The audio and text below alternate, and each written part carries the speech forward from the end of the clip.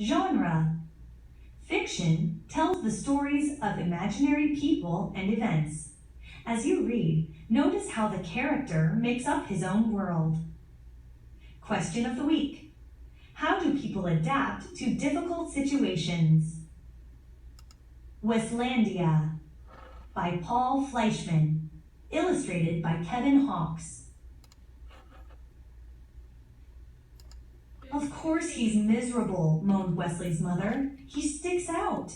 Like a nose, snapped his father. Listening through the heating vent, Wesley knew they were right. He was an outcast from the civilization around him. He alone in his town disliked pizza and soda, alarming his mother and the school nurse. He found professional football stupid. He refused to shave half his head, the hairstyle worn by all the other boys, despite his father's bribe of $5. Passing his neighborhood's two styles of housing, garage on the left and garage on the right, Wesley alone dreamed of more exciting forms of shelter. He had no friends, but plenty of tormentors. Fleeing them was the only sport he was good at. Each afternoon, his mother asked him what he'd learned in school that day. That seeds are carried great distances by the wind, he answered on Wednesday. That each civilization has its staple food crop, he answered on Thursday. That school's over, and I should find a good summer project, he answered on Friday.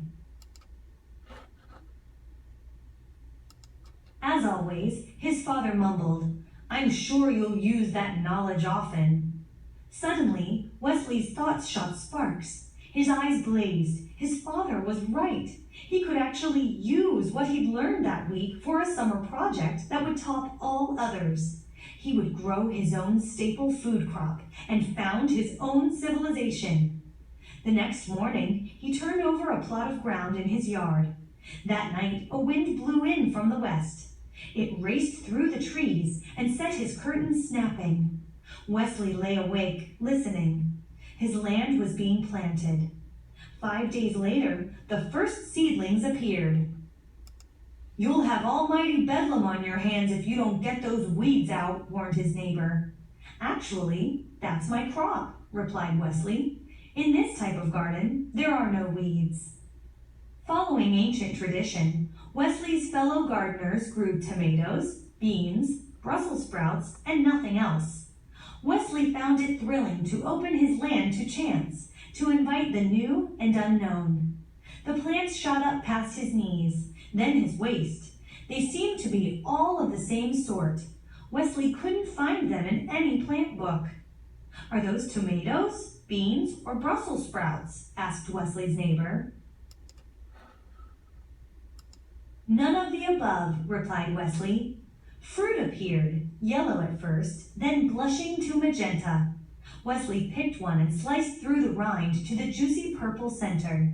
He took a bite and found the taste an entrancing blend of peach, strawberry, pumpkin pie, and flavors he had no name for.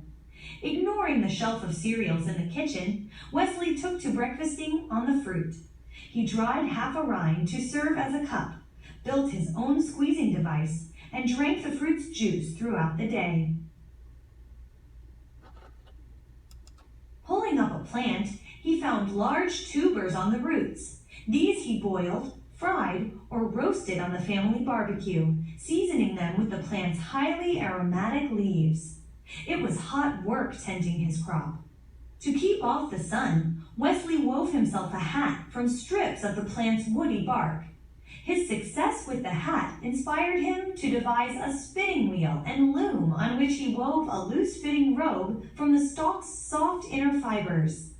Unlike jeans, which he found scratchy and heavy, the robe was comfortable, reflected the sun, and offered myriad opportunities for pockets. His schoolmates were scornful, then curious. Grudgingly, Wesley allowed them 10 minutes apiece at his mortar, crushing the plant's seeds to collect the oil. This oil had a tangy scent and served him both as suntan lotion and mosquito repellent. He rubbed it on his face each morning and sold small amounts to his former tormentors at the price of $10 per bottle. "What's happened to your watch?" asked his mother one day. Wesley admitted that he no longer wore it. He told time by the stalk that he used as a sundial and had divided the day into 8 segments, the number of petals on the plant's flowers. He'd adopted a new counting system as well, based likewise upon the number 8. His domain, home to many such innovations, he named Weslandia. Uninterested in traditional sports, Wesley made up his own. These were designed for a single player and used many different parts of the plant.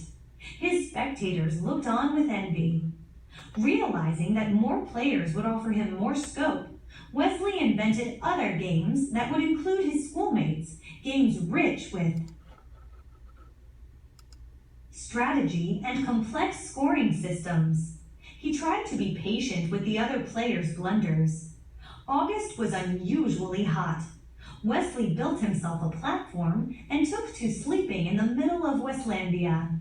He passed the evenings playing a flute he'd fashioned from a stalk, or gazing up at the sky, renaming the constellations. His parents noted Wesley's improved morale. "It's the first time in years he's looked happy," said his mother. Wesley gave them a tour of Weslandia. "What do you call this plant?" asked his father. Not knowing its name, Wesley had begun calling it Swist, from the sound of its leaves rustling in the breeze. In like manner, he'd named his new fabrics, games, and foods until he'd created an entire language. Mixing the plant's oil with soot, Wesley made a passable ink. As the finale to his summer project, he used the ink and his own 80-letter alphabet to record the history of his civilization's founding. In September, Wesley returned to school. He had no shortage of friends.